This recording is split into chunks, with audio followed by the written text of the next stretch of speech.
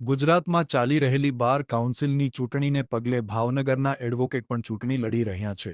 ભાવનગરના અનિરુદ્ધસિંહ ઝાલા ચૂંટણી લડી રહ્યા હોય ત્યારે તેમણે જણાવ્યું હતું કે આજથી મતદાનની પ્રક્રિયા શરૂ થઈ છે. આશરે 1.5 લાખ જેટલા ગુજરાતમાં વકીલ છે અને 78,000 મતદાર છે. તેઓ 2 વખત ભૂતકાળમાં ચૂંટાઈ આવ્યા છે. જો કે આગામી 9 તારીખે મતગણતરીનો પ્રારંભ થશે અને 10 થી 12 દિવસ લાગશે. એટલી ઘણી સ્ત્રીઓ માજીરાજ હાઈસ્કૂલમાં જાઓ તો બહાર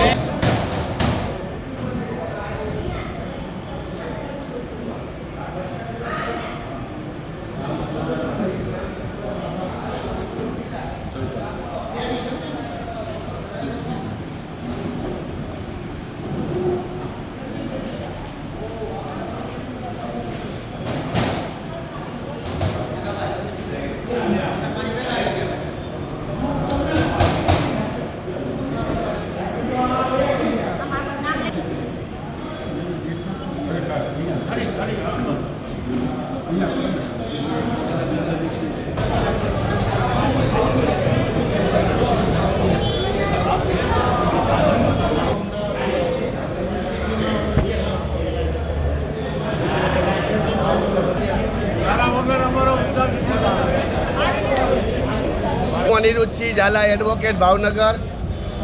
આજ રોજ અમારી માતૃ સંસ્થા બાર કાઉન્સિલ ઓફ ગુજરાતની ચૂંટણી છે. દર 5 વર્ષે ચૂંટણી આવે છે.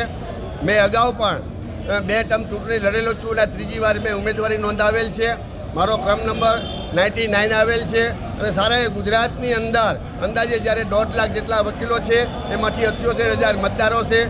દરેક ગુજરાતની તાલુકા અને જિલ્લા કોર્ટની અંદર આજે મતદાન શરૂ છે. પૂર બહારમાં ચાલુ છે અને હું ચેરમેન તરીકે મેં સેવા પણ બજાવેલ છે અને મને મારા ગુજરાત રાજ્યના વકીલો પર વિશ્વાસ છે કે મને જંગી બહુમતીથી ચૂંટી કાઢશે.